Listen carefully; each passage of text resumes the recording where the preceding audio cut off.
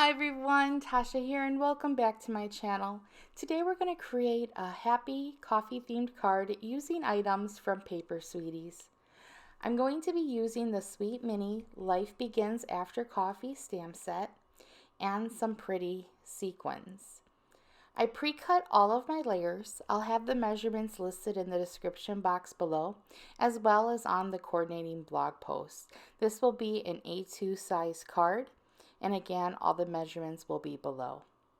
To begin, I'm going to start by creating a background design. This little stamp set is small, but it has several different stamps that you can really customize to create your own pattern paper background. So I decided to use this mug with whipped cream topping, and I'm just randomly stamping with black hybrid ink. I'm going to be using my Copic markers for the coloring, so I wanted to make sure the ink worked well with that type of marker. And I think it looks really pretty. They were really easy to stamp just with a tiny stamping block. You didn't have to use a MISTI or a tool of any sort. And once I was done, I just went in and did some simple coloring. I'll have all the colors that I use listed below. I just use 4 different shades of Copic markers, and I just did some simple coloring. I put on a base layer of color, and then once it dried, I just kind of went on the edges a little bit more just to give it a little bit more color and darken up the sides. It was real simple. You didn't have to do any ink blending or blending of colors. You just kind of went over certain areas to make the sides a little bit darker. And this shade of blue, it's called BG23. It's one of my favorites. It's a really deep teal color, and I think it looks really good with the purple and pink. Another idea for this coffee mug would be to make some holiday cards. You could color them up in green and red, or add some polka dots, or even make gift tags. I thought it would be fun if you had a gift tag with this coffee mug image, and then either put the person's name or their initials right onto the mug to really customize the gift tag or even a card. And then once I was done, I just lightly colored the whipped topping. So this is how it looks. I just think it's so cute, but I needed a little bit more added to the background. I liked how it looked with the coffee mugs, but the set also includes this little open heart stamp, and I thought this would be perfect to fill in some of those gaps between the mugs. You could also stamp this heart with black ink and color it in with your markers or color pencils, and it would look awesome as well, but I decided just to go with a deep teal ink color. Once I was done, I headed over to my MISTI to stamp the center greeting or the sentiment. This set includes one that says life begins after coffee, and it has a little coffee cup in the top corner.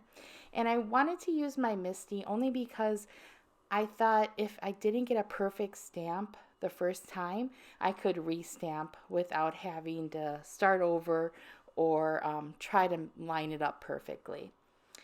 So the lettering on this little tiny stamp has open letters, so you can color it if you choose to. I decided to use the same colors I used on that background panel.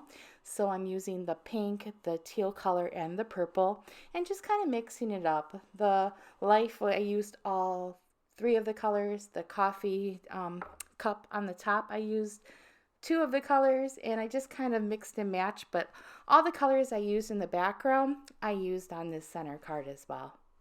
To take away some of the bright white, I went around the edges with Distress Oxide ink in the color Shaded Lilac.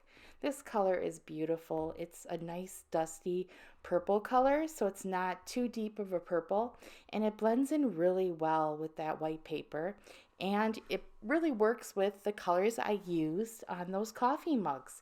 I think this shade is just so pretty, and I just love having that inked blended edges to kind of just give a little bit more detail. And here's how it looks. After, it's just going to be a fast process of layering on all of these layers or panels. I used some brown cardstock, some pink cardstock, and then I'm going to use some glue runner just to attach all the layers onto a white A2 size card base. And this is a top fold card. Once I was done with all of the layering for that bottom base layer, I'm going to use the same glue to attach all of the layers on that little square sentiment. A2 size cards are so easy to create, and they're really easy to mail out.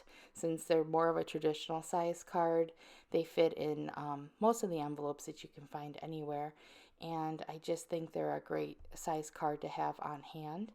So I'm going in and just using that same glue runner just to attach the pink and the brown, and then attach that sentiment that we created.